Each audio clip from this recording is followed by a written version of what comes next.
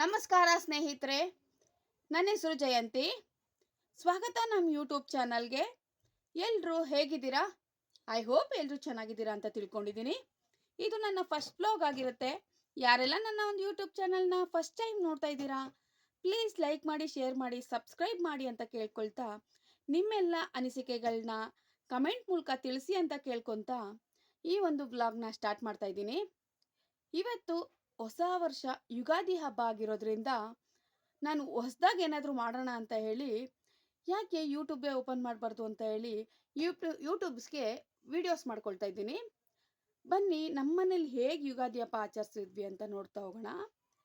ಇವತ್ತು ಬೆಳಿಗ್ಗೆನೇ ಎದ್ದು ನಾನು ರಂಗೋಲಿ ಹಾಕಿ, ಬಾಗ್ಲಿಗೆ ನೀರು ಹಾಕಿ ರಂಗೋಲಿ ಹಾಕ್ತಿದ್ದೀನಿ. ಹಾಗೆ ನಾನು ರಂಗೋಲಿ ಹಾಕಕ್ಕೆ ಮುಂಚೆ 15 ಮಿನಿಟ್ಸ್ ತೊಗೊಂಡಿದ್ದೀನಿ, ಯಾವ ರಂಗೋಲಿ ಹಾಕೋದು ಮತ್ತು ಯಾವ ಥರ ಹಾಕೋದು ಅಂತ ಹೇಳಿ. ನನಗೆ ಅಷ್ಟೊಂದು ರಂಗೋಲಿ ಹಾಕಕ್ಕೆ ಬರೋದಿಲ್ಲ. ನಾನು ಗೂಗಲಲ್ಲಿ ಸರ್ಚ್ ಮಾಡಿ ನನಗೆ ಈಸಿ ಅನಿಸಿದ್ದನ್ನು ನಾನು ಹಾಕ್ತಿದ್ದೀನಿ.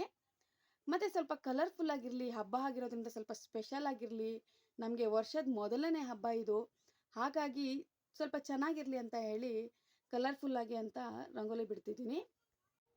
ಹಾಗೆ ಹೊಸ ವರ್ಷದ ಆಗಮನವು ಭರವಸೆಯ ಹೊಸ ಹೊಳಪನ್ನು ತರುತ್ತದೆ ಎಂದು ನಾನು ಭಾವಿಸುತ್ತೇನೆ. ಎಲ್ಲರಿಗೂ ಯುಗಾದಿ ಹಬ್ಬದ ಶುಭಾಶಯಗಳು. ಬನ್ನಿ ನಾನಿಲ್ಲಿ ರಂಗೋಲಿ ಹೇಗೆ ಹಾಕಿದೆ ಅಂತ ಹೇಳಿ ಎಕ್ಸ್ಪ್ಲೈನ್ ಮಾಡ್ತಾ ಹೋಗ್ತೀನಿ. ಮೊದಲಿಗೆ ಇಲ್ಲಿ ನಾನು ಲೈನ್ ಹಾಕ್ಕೊಂಡು ಬಾಗಿಲಿಗೆ ತೋರಣ ಕಟ್ಟೋ ರೀತಿ ನಾನು ಎಲೆಗಳನ್ನ ಬಿಡಿಸ್ಕೊಂಡಿದ್ದೆ. ಮತ್ತು ಆ ಕಡೆ ಈ ಕಡೆ ಲಾಸ್ಟಲ್ಲಿ ಮಾವಿನಕಾಯಿಗಳನ್ನೂ ಬಿಡಿಸ್ಕೊಂಡಿದ್ದೆ. ಅದಕ್ಕೆ ಕಲರ್ ಸಹ ಹಾಕಿದ್ದೀನಿ. ಹಾಗೆ ದಾರದ ಸಹಾಯದಿಂದ 2 ಸರ್ಕಲ್ ಹಾಕ್ಕೊಂಡೆ. ಸರ್ಕಲ್ ಹಾಕ್ಕೊಂಡು ಸರ್ಕಲ್ ಸುತ್ತ ನಾನು ಮಾವಿನ ಎಲೆ, ಮಾವಿನಕಾಯಿ ಮತ್ತು ತಾವರೆ ಹೂವನ್ನ ಬಿಡಿಸ್ಕೊಂಡಿದ್ದೆ. ನನಗೆ ಯಾವ ಕಲರ್ ಇಷ್ಟ ಆಗುತ್ತೋ ಆ ಕಲರ್ ಹಾಕಿದೆ ನಾನು. ಮತ್ತು ಇಲ್ಲಿ ನಾನು ಸರ್ಕಲಲ್ಲಿ ಪಿಂಕು ಮತ್ತು ಪರ್ಪಲ್ ಕಲರ್ ಯೂಸ್ ಮಾಡಿದ್ದೀನಿ. ಮತ್ತು ಎಲೆಗೆ ಮಾವಿನಕಾಯಿಗೆ ಯೆಲ್ಲೋ ವಿತ್ ಗ್ರೀನ್ ಹಾಕಿದ್ದೀನಿ. ಪಿಂಕ್ ಕಲರು ನಾನು ತಾವರೆ ಹೂಗೆ ಹಾಕಿದ್ದೀನಿ. ಹಾಗೆ ಇಲ್ಲಿ ಮಧ್ಯದಲ್ಲಿ ನಾನು ಯುಗಾದಿ ವಿಶಸ್ ಸಹ ಬರಿತಾ ಇದ್ದೀನಿ, ಹ್ಯಾಪಿ ಯುಗಾದಿ ಅಂತ. ಯಾರಿಗೆಲ್ಲ ನಾನು ಬಿಟ್ಟಿರೋ ರಂಗೋಲಿ ಇಷ್ಟ ಆಗಿರುತ್ತೆ, ಪ್ಲೀಸ್ ಲೈಕ್ ಮಾಡಿ, ಹಾಗೆ ಕಮೆಂಟ್ ಮೂಲಕ ನಿಮ್ಮ ಅನಿಸಿಕೆಗಳನ್ನ ತಿಳಿಸಿ. ಚೆನ್ನಾಗಿದ್ರೂ ತಿಳಿಸಿ, ಚೆನ್ನಾಗಿಲ್ಲ ಅಂದರೂ ತಿಳಿಸಿ. ಮತ್ತು ನನ್ನ ಒಂದು ರಂಗೋಲಿದು ಫೈನಲ್ ಲುಕ್ ನೋಡಿ ಹೀಗಿರುತ್ತೆ, ಇಷ್ಟ ಆಗಿರುತ್ತೆ ಅಂತ ತಿಳ್ಕೊಂಡಿದ್ದೀನಿ. ಹಾಗೆ ನಾನು ಇಲ್ಲಿ ಬೇಗ ಬೇಗ ಮನೆ ಕಸ ಗುಡಿಸ್ಕೊಂಡು ಮನೆ ಒರೆಸ್ಕೊಳ್ತಾ ಇದ್ದೀನಿ. ಯಾಕಂದರೆ ಆಲ್ರೆಡಿ ನನಗೆ 1.5 ಅವರ್ ಬರೀ ರಂಗೋಲಿ ಬಿಡೋಕ್ಕೆ ಆಗೋಯಿತು. ಹಾಗಾಗಿ ನಾನು ಸ್ವಲ್ಪ ಬೇಗ ಕೆಲಸ ಮುಗೀಲಿ ಅಂತ ಹೇಳಿ ಸ್ವಲ್ಪ ಫಾಸ್ಟಾಗಿ ಮನೆ ಒರೆಸ್ಕೊಳ್ತಿದ್ದೀನಿ. ಹಾಗೆ ಇಲ್ಲಿ ನಾನು ಸ್ನಾನ ಮುಗಿಸ್ಕೊಂಡು ಬಂದು ನಾನು ಪೂಜೆಗೆ ರೆಡಿ ಮಾಡ್ಕೊಳ್ತಾ ಇದ್ದೀನಿ. ನನ್ನ ಮಗಳು ಬೇರೆ ಅಷ್ಟೊತ್ತಿಗೆ ಎದ್ಬಿಟ್ಟಿದ್ಲು. ಅವಳು ಇಲ್ಲಿ ನನಗೆ ತುಂಬ ಡಿಸ್ಟರ್ಬ್ ಮಾಡ್ತಿದ್ಲು. ನಾನು ಪೂಜೆ ಮಾಡ್ತೀನಿ, ನಿನ್ನ ಜೊತೆ ನಾನು ಇಲ್ಲೇ ಕೂತ್ಕೊಳ್ತೀನಿ ಅಂತ. ಹಾಗೆ ಸರಿ ಆಯಿತು ಇರಲಿ ಕೂತ್ಕೋ ಅಂತ ಹೇಳಿ ನಾನು ದೇವರಿಗೆ ಪೂಜೆಗೆ ರೆಡಿ ಮಾಡ್ಕೊಳ್ತಿದ್ದೆ. ನನಗೆ ನಿಂತ್ಕೊಂಡು ಅಷ್ಟು ಕಂಫರ್ಟಬಲ್ ಇರಲಿಲ್ಲ. ಚಿನ್ನಿ ಎದೋಳು ಮೇಲೆ ನಾನು ಕೂತ್ಕೊಳ್ತೀನಿ, ನೀನು ಕೂತ್ಕೊಳ್ಳೋಂತೆ ಅಂತ ಹೇಳ್ತಿದ್ದೆ. ಅವಳು ಎದೋಳಕ್ಕೆ ರೆಡಿ ಇರಲಿಲ್ಲ. ನಾನು ಫೋರ್ಸ್ಫುಲಿ ಅವಳನ್ನ ಮೇಲಕ್ಕೆ ಎಬ್ಬಿಸಿ ತೊಡೆ ಮೇಲೆ ಕೂರಿಸ್ಕೊಂಡು ದೇವರಿಗೆ ಹೂ ಇಡೋಕ್ಕೆ ಸ್ಟಾರ್ಟ್ ಮಾಡಿದೆ. ನೋಡಿ ಸಿಕ್ಕಾಪಟ್ಟೆ ತರಲೆ ಮಾಡ್ತಿದ್ಲು ಅವಳು. ಹಾಗಾಗಿ ನಾನು ಅವಳನ್ನ ನನ್ನ ತೊಡೆ ಮೇಲೆ ಕೂರಿಸ್ಕೊಳ್ಳೋಕ್ಕೂ ಆಗಿಲ್ಲ.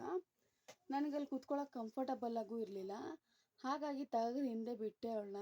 ಸೈಡ್ಗೆ ಹೋಗು ಚಿನ್ನಿ ನೀನು ಸ್ವಲ್ಪ ಹೊತ್ತು ಅಂತ ಹೇಳಿ. ಹಾಗೆ ಅವಳು ಸೈಡ್ಗೆ ಹೋಗಿಲ್ಲ, ಮತ್ತು ನನಗೆ ಹೂಗಳನ್ನೆಲ್ಲ ತೆಕ್ಕೊಡ್ತಾ ಇದ್ಲು. ಅಮ್ಮ ಈ ಹೂ ಇಡು, ಈ ಹೂ ಇಡು ನಾನು ಅಂತ.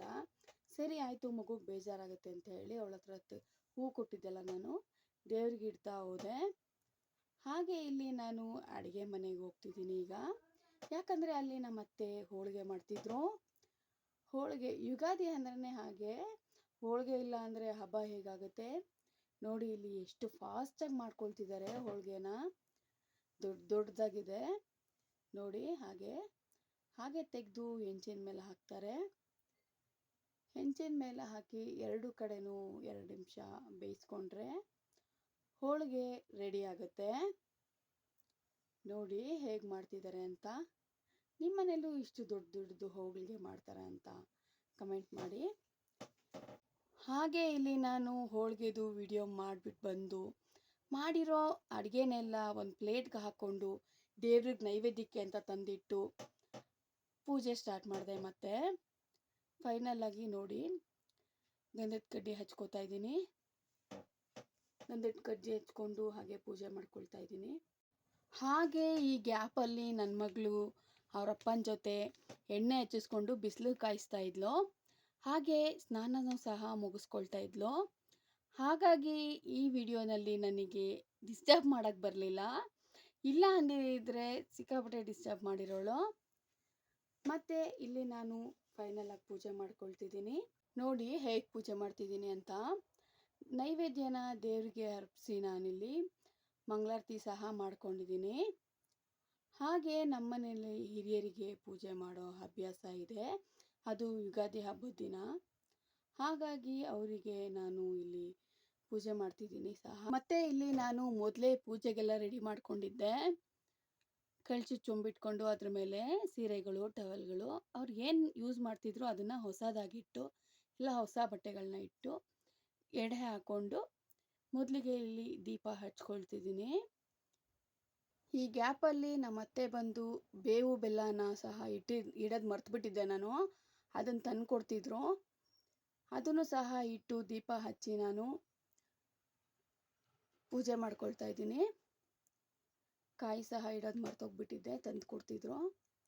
ಹಾಗೆ ಇಲ್ಲಿ ನಾನು ಪೂಜೆ ಮಾಡಿ ಅಷ್ಟೊತ್ತಿಗೆ ನನ್ನ ಮಗಳು ಸಹ ಸ್ನಾನ ಮುಗಿಸ್ಕೊಂಡು ಬಂದು ಹಪ್ಪಳ ತಿಂತಿದ್ಲು. ಇಲ್ಲಿ ನಾವು ಎಡೆ ಇಟ್ಟಿರೋದನ್ನ ಏನು ಮಾಡ್ತೀವಿ ಅಂದರೆ ಸಂಜೆ ಸ್ವಲ್ಪ ಮುಸ್ಸಂಜೆ ಆದಮೇಲೆ ತೊಗೊಂಡೋಗಿ ಮನೆ ಮೇಲೆ ಇಡ್ತೀವಿ. ಕಾಗೆಗಳು ಬರೋ ಟೈಮಿಗೆ ಕಾಗೆಗಳು ಬಂದು ತಿನ್ಕೊಂಡು ಹೋಗ್ತವೆ. ಒಂದು ಲೋಟದಲ್ಲಿ ನೀರು ಇಟ್ಬಿಟ್ಟು ಬರ್ತೀವಿ. ಇದಾಗಿರುತ್ತೆ ಇವತ್ತಿನ ವ್ಲಾಗ್. ನಿಮ್ಮ ಮನೇಲೂ ಇದೇ ಥರ ಪದ್ಧತಿ ಏನಾದರೂ ಫಾಲೋ ಮಾಡ್ತಿದ್ರೆ ಕಮೆಂಟ್ ಮೂಲಕ ತಿಳಿಸಿ ಅಂತ ಕೇಳ್ಕೊತ ನನ್ನ ಒಂದು ಈ ವ್ಲಾಗನ್ನು ನಾನು ಎಂಡ್ ಮಾಡ್ತಾ ಇದ್ದೀನಿ. ಸಿಗೋಣ ಮತ್ತೆ ಮುಂದಿನ ವಿಡಿಯೋದಲ್ಲಿ ಅಂತ ಹೇಳ್ತಾ, ಯಾರೆಲ್ಲ ನನ್ನ ಒಂದು ಯೂಟ್ಯೂಬ್ ಚಾನಲ್ನ ಇಷ್ಟಪಡ್ತಿದ್ದೀರಾ ಪ್ಲೀಸ್ ಲೈಕ್ ಮಾಡಿ, ಹಾಗೆ ಶೇರ್ ಮಾಡಿ, ಸಬ್ಸ್ಕ್ರೈಬ್ ಮಾಡಿ ಅಂತ ಕೇಳ್ಕೊಳ್ತಾ ಮತ್ತೊಮ್ಮೆ ಕಮೆಂಟ್ ಮೂಲಕ ನಿಮ್ಮ ಅನಿಸಿಕೆಗಳನ್ನ ತಿಳಿಸಿ ಅಂತ ಕೇಳ್ಕೊಳ್ತಾ ನನ್ನ ಒಂದು ಈ ವ್ಲಾಗ್ನ ಎಂಡ್ ಮಾಡ್ತಾ ಇದ್ದೀನಿ.